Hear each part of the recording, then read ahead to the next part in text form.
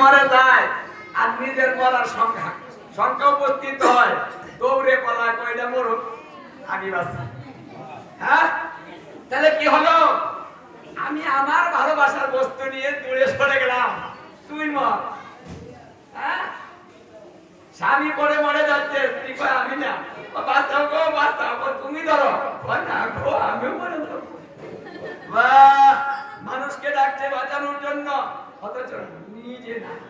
হ্যাঁ, তাহলে ওর সঙ্গে আমাদের ভালোবাসা বেশি।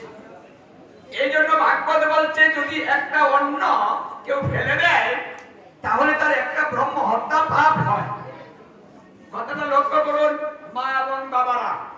অভাবটা কেন হয় জানেন? যারা অন্যকে ভালোবাসে না তারা পরজন্মে হত দরিদ্র হয়ে জন্মগ্রহণ করে। অপচয় করবেন না। সেবায় বসেছেন, মা একটা কুনাকুনি কথা বলেছে, রাগ মাথায় উঠে গিয়েছে, না কি ও মায়েরা বাবারা, রাগ উঠলে ফেলে দেয় না? হ্যাঁ, একেবারে থালা ধরে কিন্তু এই যে আপনি ফেলে দিলেন, এই অপরাধটা কিন্তু স্ত্রী বহন করবে না। মানে যে ফেলে দিবেন অপরাধ তার হবে, আর সেই অপরাধের কারণে পরজন্মে দরিদ্র হইয়া জন্মগ্রহণ করবে। মানুষের ধারে ধারে অন্যের অন্বেষণ করিতে থাকে। আমাকে দেও না কিছু, ঘরে চাল নাই, কি বলে না কেউ, চাল নাই, দুটা চাল দিলা দিদি, ও দিদি। হ্যাঁ, আর বলে কি মোর আর গোবিন্দ রে, মোর আর গোবিন্দ, যত জ্বালা আমারে দেয়। সেই বাড়ির দিদিরা কিচ্ছু করেন না, এর কোনো জ্বালাই নেই। আমি পূজা করি, নিয়ম সেবা করি, মঙ্গল আরতি করি, আর আমার কত কানা ভগবান, অন্ধ ভগবান, একসত্য ভগবান, গালাগালি শুরু করে দিলাম। হ্যাঁ, মনের দুঃখে কাকে বলবো, ওকেই বলি। কিন্তু একবার চিন্তা করে দেখলাম না দুষ্টাকা আমার এমন হলো কেন? এই তত্ত্বটা জানার জন্য রাধারানী একদিন কৃষ্ণকে প্রশ্ন করেছে। আচ্ছা প্রাণ বলল, আমি তোমাকে একটা প্রশ্ন করতে চাই, আমার জানা দরকার। বলছে ঠিক আছে বলো বলো। আচ্ছা, এই জগৎ তুমি সৃষ্টি করো নাই, তোমার আদেশে সবকিছু হয়নি? বলছে হ্যাঁ হয়েছে। যদি তুমি নিজে সৃষ্টি করে থাকো তাহলে তুমি বৈষম্য করলে কেন? আচ্ছা, কেমন বৈষম্য করলাম আমি? বলছে কেন, একজন ধনী একজন গরিব, একজন শিক্ষিত একজন মূর্খ, একজন সুন্দর আর একজন বান্দর। হ্যাঁ, না সবাই সমান? সমান না।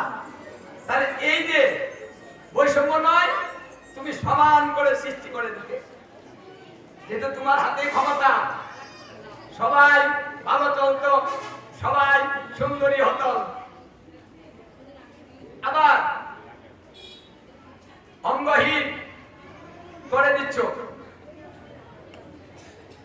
রাধারানী, জগতের সবাই আমাকে দোষে, আর তুমিও আমাকে দোষতে শুরু করে দিলে। ওটা আমার কি দোষ? আমি সমান করে দেই, কিন্তু ওরা নিজেরা সমান থাকতে পারে না। আমি বলেছি কর্ম ফল করলে আমি সেই ফলের প্রদান করব। আমি কর্মের ফলের মালিকটা আমি তাদেরকে দিব। আমি এর বাইরে যেতে পারি না, ওটা আমার সংকল্প। মানুষ যেরকম করে তেমন দে, ওদের দুঃখ ওরাই নেয়।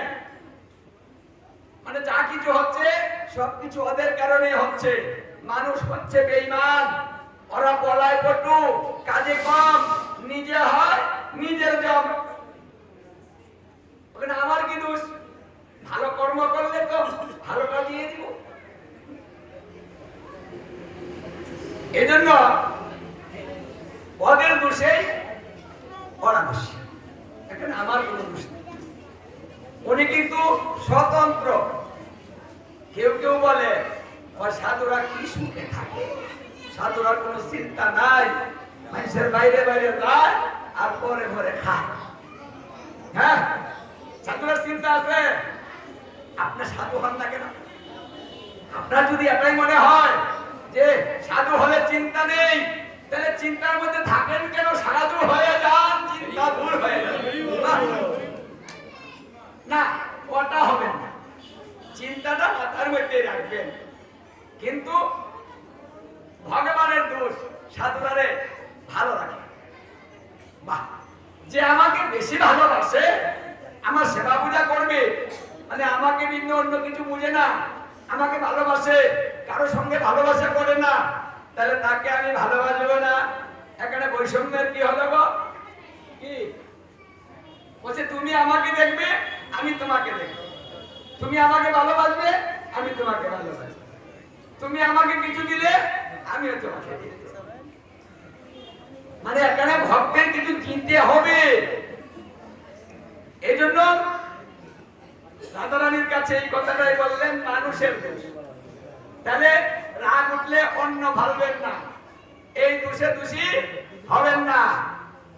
কথা দেন তো যে রাগ যতই হোক অন্য ফেলে দিব না, অন্য যদি নিয়ে সেবায় বসি, রাগ যতই হোক না খেয়ে উঠবো না। কি বলতে পারবেন না কথাটা? হ্যাঁ, কথা বলবেন না, পরে কথা বলবেন।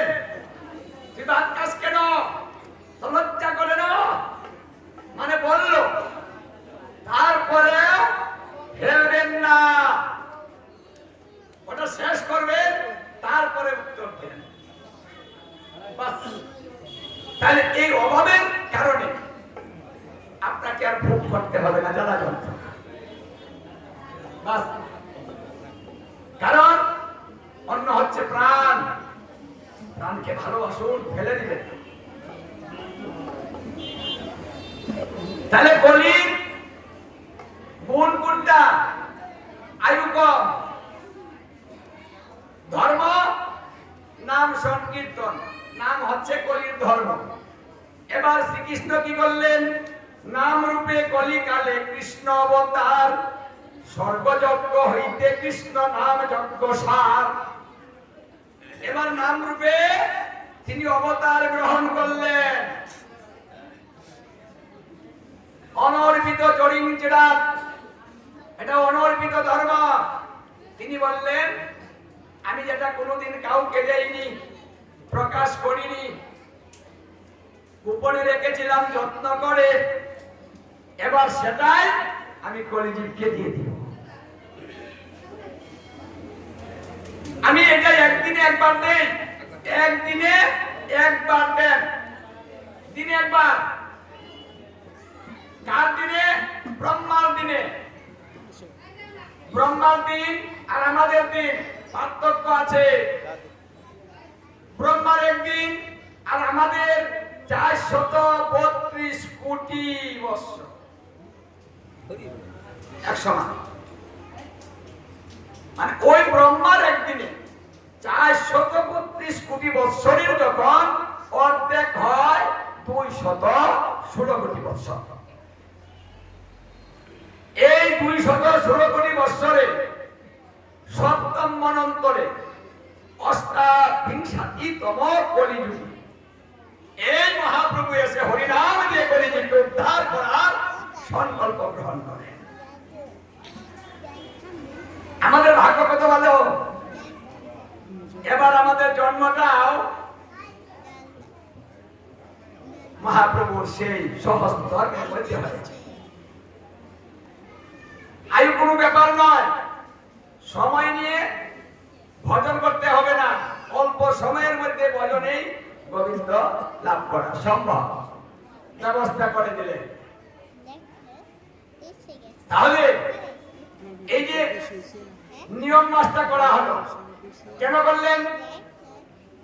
যে সাধুরা সারা বছর মঙ্গল আরতি করে, সেবা দেয়, পূজা করে, সব করে, ওটা প্রতিদিন নিত্য কর্ম করে থাকে। তাহলে এক মাস আবার আলাদা করে করতে হবে কেন?